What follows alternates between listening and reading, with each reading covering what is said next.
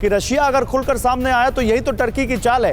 यानी टर्की भड़का रहा है कि रूस सामने आए और उसके बाद वो ओआईसी कंट्रीज को कहे कि आप सब मिलकर मेरे साथ आओ। देखिए, जहां तक मुझे ज्ञान है, आर्मीनिया ने अभी ट्रीटी के तहत आर्टिकल 4 के तहत रशिया की मिलिट्री हेल्प नहीं मांगी है। शायद उसमें भी रशिया की हामी होगी। रशिया उस इलाके का फादर फिगर है, वो नहीं चाहेगा कोई और देश या इंटरनेशनल फोर्स जो यूएन भेज सकता है वो वहां पर मौजूद हो। वो अभी भी अपना प्रभाव वहां पर चाहता है, लेकिन ये जो टेररिज्म की नई एंगल आया है उसके तहत रशिया इंटरवीन कर सकता है। आर्मीनिया की मदद नहीं बल्कि टेररिज्म, जैसे इंटरनेशनल कम्युनिटी ने सीरिया में इंटरवीन किया था। नहीं तो टेररिज्म तो बहुत दिनों से वहां पर है।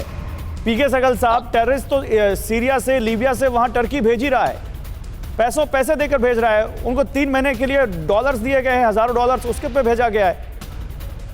मैं आ रहा हूं अरुण सहगल साहब। लेकिन अभी तक टर्की ने अपने किसी प्रकार से जो ऑफिशियल फौज है उसको नहीं उतारा। टर्की जो है बड़ी कोशिश कर रहा है कि अपने आप को सेंट्रल एशिया में भी, मुस्लिम वर्ल्ड में अपने आप को एस्टेब्लिश करे।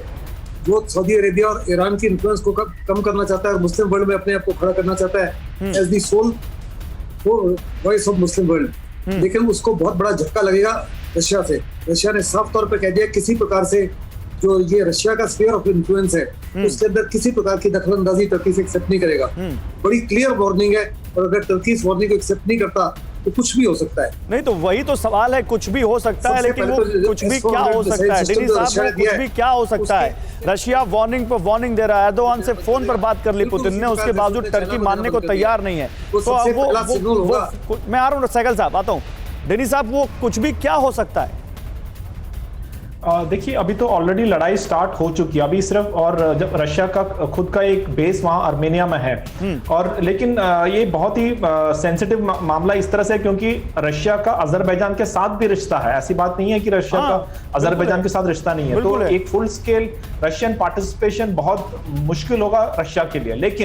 लेकिन इसको, इस लड़ाई को रोकने के लिए एक क्लियर वार्निंग तुर्की को देने के लिए उसमें क्षमता जरूर रखता है। और दूसरी चीज, अभी यूएस का इलेक्शन की वजह से यूएस का पूरी जो फोकस है वो हटा हुआ है, और जैसे ही जनवरी के बाद जब इलेक्शंस खत्म हो जाएगा, नया प्रेसिडेंट आएगा, तो वहां से भी प्रेशर आना शुरू होगा। तो रशिया नहीं चाहेगा कि उस टाइम पे यूएस का प्रेशर भी आना शुरू हो, तो उससे पहले इसको किसी तरह से रोकने की। ठीक है अरुण सहगल साहब, आप मानते हैं इस बात को? आप मानते हैं इस बात को? नहीं, मैं मानता हूँ इस बात को। मेरे लिए सिर्फ 2 पॉइंट्स हैं। एक पॉइंट ये है कि ये टर्की का और रशिया का जो है, इसको एक बहुत बड़े अरब पॉलिटिक्स के अंदर से नजरिए से देखना चाहिए। और ये स्टैंडर्ड लड़ाई है सऊदी अरेबिया और पावर पॉलिटिक्स की बिटवीन सऊदी अरेबिया और टर्की। और ये चीज को आप ध्यान में रखना है। दूसरी बात ये है कि यहाँ पे अजरबैजान एक बहुत बड़ा पाइपलाइन सेंटर है। सारी जितनी भी ऑयल पाइपलाइन, पेट्रोलियम पाइपलाइन है, इधर से जाती हैं, और उसका एक बहुत बड़ा महत्व है।